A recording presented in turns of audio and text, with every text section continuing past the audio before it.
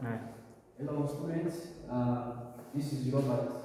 I enjoy again. We are continuing with our abdominal anatomy for CNS, BNS, and all the medics. So, as I said earlier, the next discussion we shall be having will be for the menstrual cycle, how to deal with the menstrual cycle, and what is menstrual cycle all about. That's what we are going to look at for this time. So, we're going to talk about it. Actually, the menstrual cycle is what at times as the menstruation. The menstruation, which we are going to talk about. Now, today, before we see, we look at what is one by one here, and what is the term, what is the meaning of the term menstruation. Let's first understand the meaning of menstruation. Menstruation is the monthly discharge of blood. The monthly discharge of blood from where? From the endometrium. And what is this endometrium? The endometrium is the part of the uterus, and basically this one is only for females.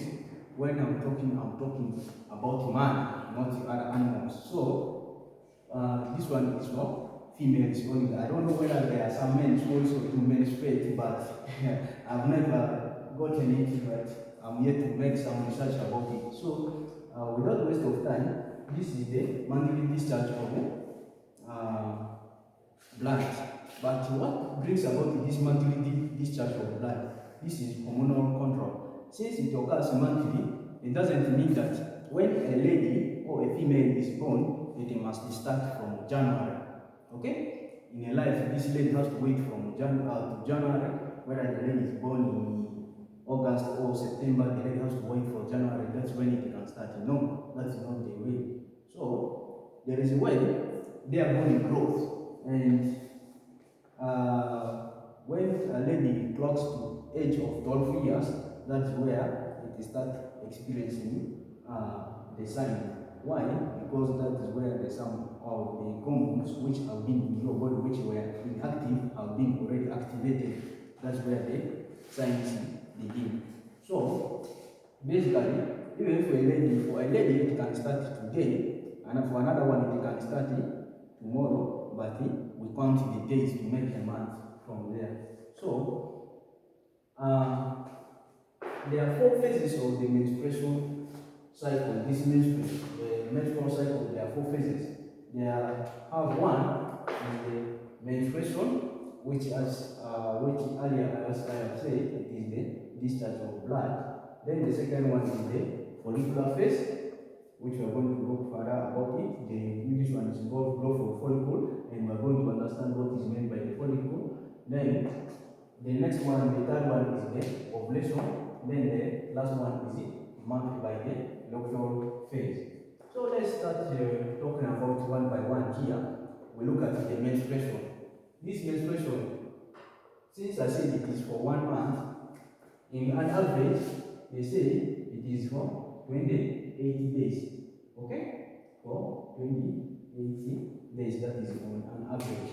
So, for some women, it can go to 31. For others, it can come to what?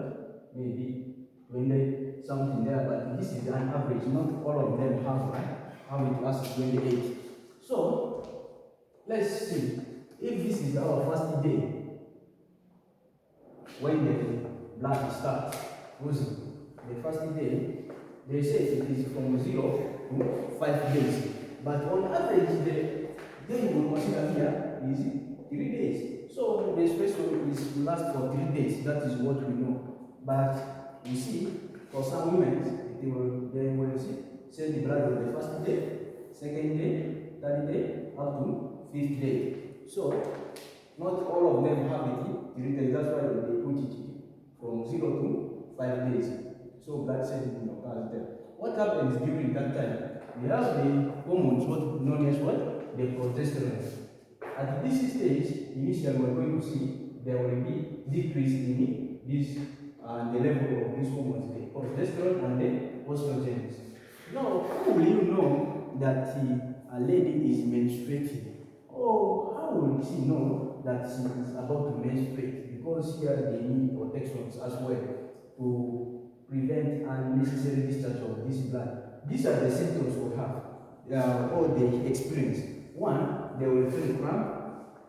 The second one is bloating. Then there is mood swing. Times the one who is heavier, even when start changing the mood, will be no reason, you will find that they get annoyed. That's what we call the mood swing. Then the fatigue, general feeling of weakness, and you feel like body pains is what you term as the fatigue. That's all about the first 5 days of the menstruation. Now, the next phase is what is termed as the follicular phase. This follicular phase is mostly with the ovaries, particularly inward of the ovaries. This one is specifically with the endometrium of the uterus. So this one is with the ovary. So around the ovary, we are going to see that there is growth and maturation of these follicles. They grow and mature, which is being favored by the increased level of follicle stimulating hormone. The follicle stimulating hormone brings about the growth and maturation of follicles around the ovaries. That is where the eggs are produced. And at the same time, there will be an increase in the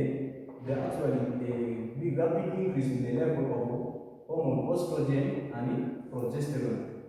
And these hormones brings about what? The thickening, the growth of the endometrium layer of the uterus. This is the layer of the uterus, the growth and thickening of the layers of the uterus. Why is it that this one is thickening? Because we're going to see that there is an egg which is being matured there. This egg will go with time after maturation, it will move to what?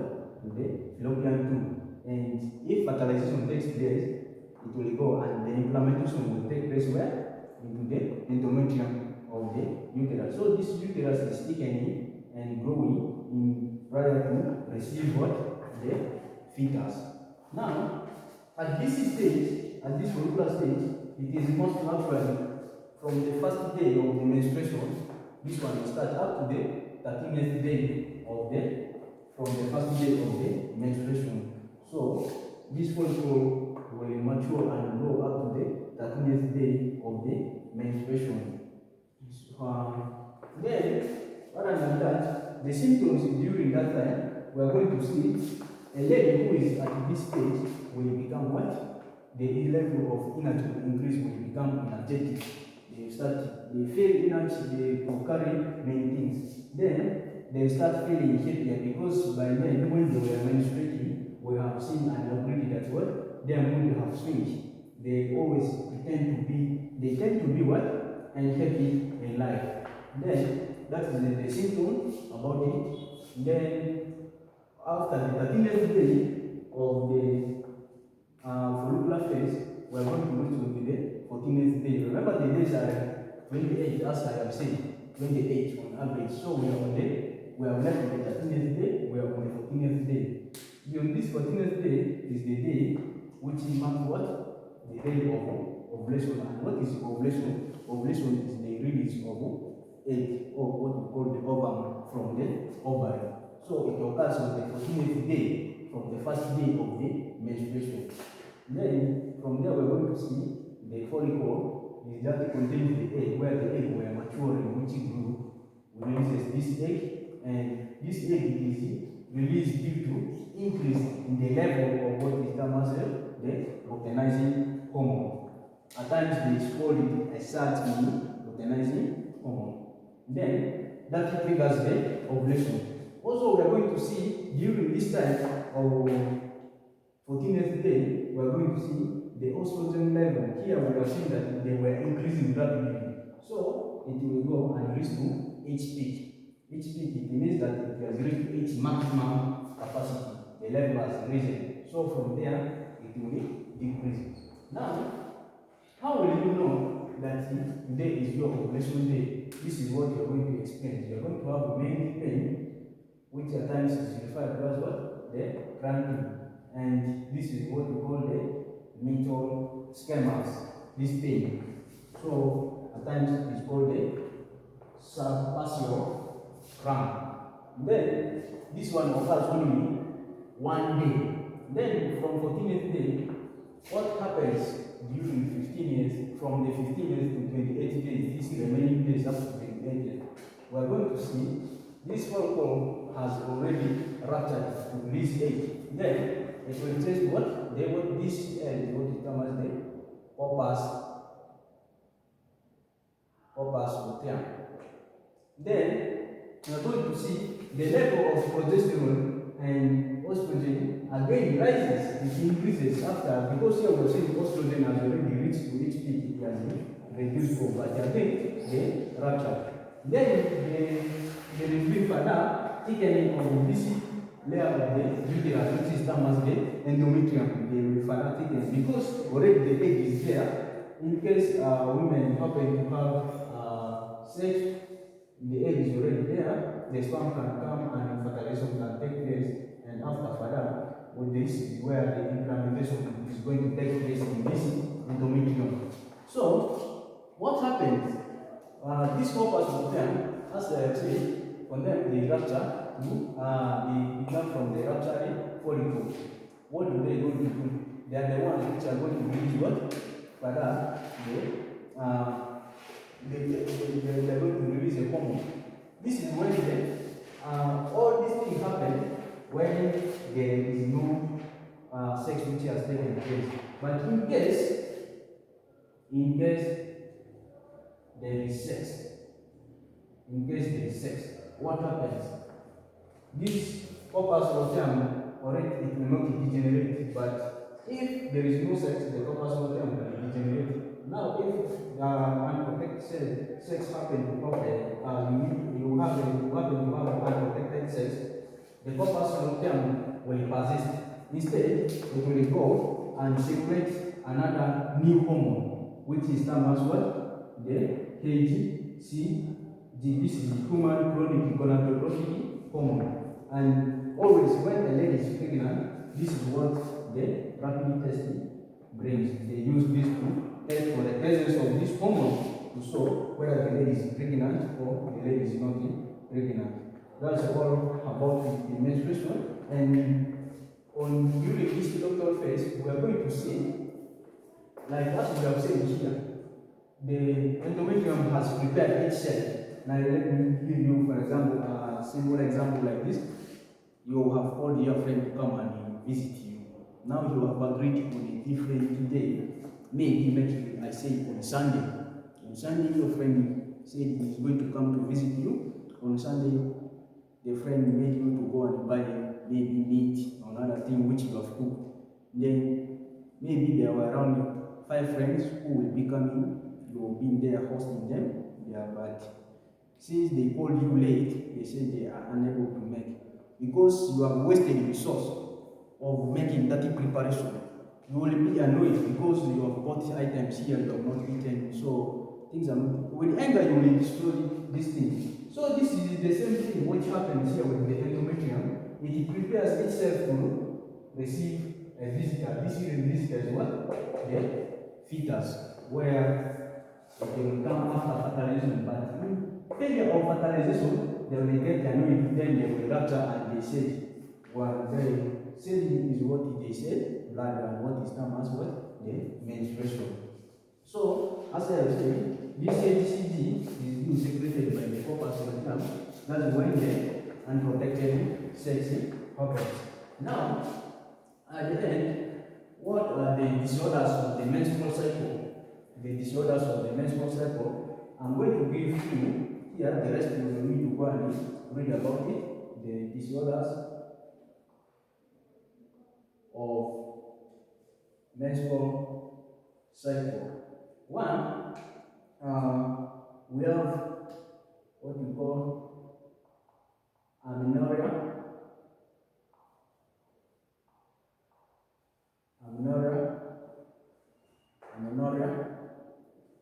Two, we have what we call dysmenorrhea. Then the third one we have menorrhagia. Menorrhagia. Menorrhagia. What is amenorrhea? If we are to see what is this amenorrhea, it is this amenorrhea is actually this is the absence of menstruation. Then this dysmenorrhea is the painful menstruation. Some menstruation will be so painful. Other ladies may end up even crying when they are menstruating. So this dysmenorrhea is a painful menstruation. Then menorrhagia is what we term as what? This one is overload. This one, large quantity of blood being shed during menstruation. And this menstruation starts from the age of 12, as I say, then it will go what? Up to what? Age of 45 on an average. Then from here, menopause, to mean menstruation, stop. So we're going to pause it. Here is it, menopause, which will come here. So, what do I mean by this? The girls or the females who can menstruate are in between age of 12 up to 45. You can't tell me a lady of 6 years, you find the lady is menstruating. A lady of 50 years is menstruating unless it is an abnormality to the uterus, where the uterus can be gotten out. The urine can be gotten out. So, some ladies who don't have uterus due to surgery, also they don't menstruate. That's what we want the menstruation and with our discussion. Then we are going to stop here. The next time we come, we shall be looking about the respiratory anatomy. If you enjoyed this video, please like it and share it. Thank you.